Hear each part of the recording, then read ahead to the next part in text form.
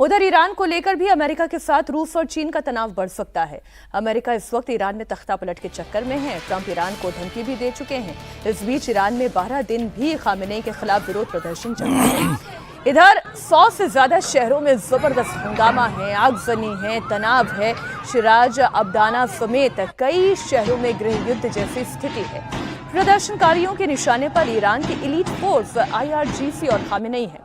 प्रदर्शनकारी खुलेआम खामेनेई के खिलाफ नारेबाजी कर रहे हैं। जगह जगह आगजनी की तस्वीरें सामने आ रही है। ईरान में प्रदर्शन उग्र होता जा रहा है और बगावत की आवाज को कुचलने के लिए अब सुरक्षा बल प्रदर्शनकारियों पर सीधे सामने से गोलियां चला रहे हैं। एक तस्वीर उसी गोलीबारी की आपके सामने है। पब्लिक ने भी इस्लामी हुकूमत के खिलाफ हथियार उठा लिया है। प्रदर्शनकारी गोली का जवाब गोली से दे रहे हैं और यह खतरनाक है। कोई भी प्रदर्शन जब इतना ज्यादा हिंसक हो जाए कि आम लोगों की जान पर बनाए तो फिर ये खतरनाक है। लेकिन पहले ही अमेरिका ये कह चुका है कि अगर आम सिविलियंस की जानें गई तो फिर वो इंटरवीन करेगा। अमेरिका इंटरवीन क्यों नहीं कर पा रहा है, पहला सवाल तो यही है अवधेश जी। और अगर अमेरिका इंटरवीन नहीं करता है, क्या खामेनेई अपना पद छोड़ेंगे? नहीं, देखिए, अमेरिका तो अभी इंतजार करेगा कि ये सिचुएशन थोड़ा वर्स हो जाए, वहाँ नियंत्रण से बाहर हो जाए। क्योंकि कल एक महिला ट्रंप के तस्वीर लेके दिखा रही थी कि आइए बचाइए। उसके बाद ट्रंप आओ का नारे भी वहाँ लगे हैं और वो विजुअल भी कुछ पोस्टर्स भी चिपकाए गए हैं। पोस्टर चिपकाए हैं। वो लग रहा है कि जैसे इराक में आके तुमने हस्तक्षेप किया, सद्दाम को हटाया, वैसे ही यहाँ भी करो। लेकिन अमेरिका का आना क्या है, ये इन लोगों को समझ नहीं है कि ईरान की समस्या का हल होना है वो। तो यही ये जो है, जो अमेरिका स्वयं में समस्या है। लेकिन ईरान का जो है, ये एक सभ्यता की लड़ाई है। वहाँ जिस सभ्यता को 1979 से स्थापित किया गया था, उस सभ्यता के विरुद्ध मुसलमानों के अंदर ही, स्वयं शिया मुसलमानों के अंदर ही एक विद्रोह हुआ है कि यह हमको अब स्वीकार नहीं है। समय समय पर हुआ, मारे भी गए, बार बार होता है। लेकिन इस बार भी कब वो परिणाम में जाएगा, अभी तक खामेनेई साहब का कोई पता नहीं है वो क्या करेंगे। दूसरे देशों ने अपनी कोई भूमिका उसमें स्पष्ट नहीं की है। जितने इस्लामी देश है सब उनकी ओर देख रहे हैं।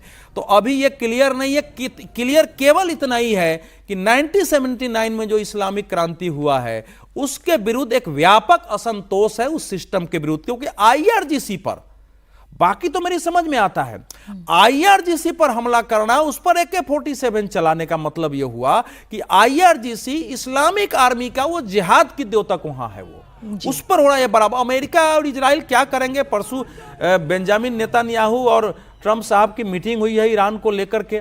उस पर से अभी उन्होंने कोई बयान वहां दिया नहीं है। केवल ये कहा है कि अगर वहां लोग मारे जाएंगे तो हमको हस्तक्षेप करना पड़ेगा।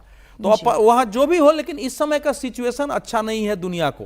अगर अरब वर्ल्ड में भी ये सिचुएशन होता है, अगर कैरिबियन एरिया में ये सिचुएशन होता है, कैस्पियन में है, ब्लैक सी में अगर ये सिचुएशन हो रहा है, और हमारे आसपास जो स्थिति है बांग्लादेश से लेकर के चारों तरफ, तो वो एक दुनिया बहुत ही भयावह परिस्थिति में है। अब मेरा तो एक सुझाव होगा इसमें जी सर, कि भारत के प्रधानमंत्री कुछ दुनिया के प्रमुख नेताओं के साथ क्या कोई ऑनलाइन बैठक वगैरह दुनिया के वर्ल्ड सिस्टम पर हो सकता है? क्या भारत के अंदर प्रमुख विपक्षी नेताओं के एक बैठक करके कि भारत इसमें क्या भूमिका निभाए, जो स्थिति बनती जा रही है? क्योंकि अब एक लॉन्ग टर्म तय करना भारत अलग नहीं रख सकता। वेनेजुएला क्राइसिस पर जरूर विदेश मंत्री एस जयशंकर ने उसमें अमेरिका को खरी खोटी सुनाई है, डायरेक्टली नहीं, लेकिन उसमें उन्होंने ऑपरेशन सिंदूर का भी जिक्र करते हुए कहा है। मैं जरा दर्शकों के लिए ये उनकी बात पढ़ देती हूँ।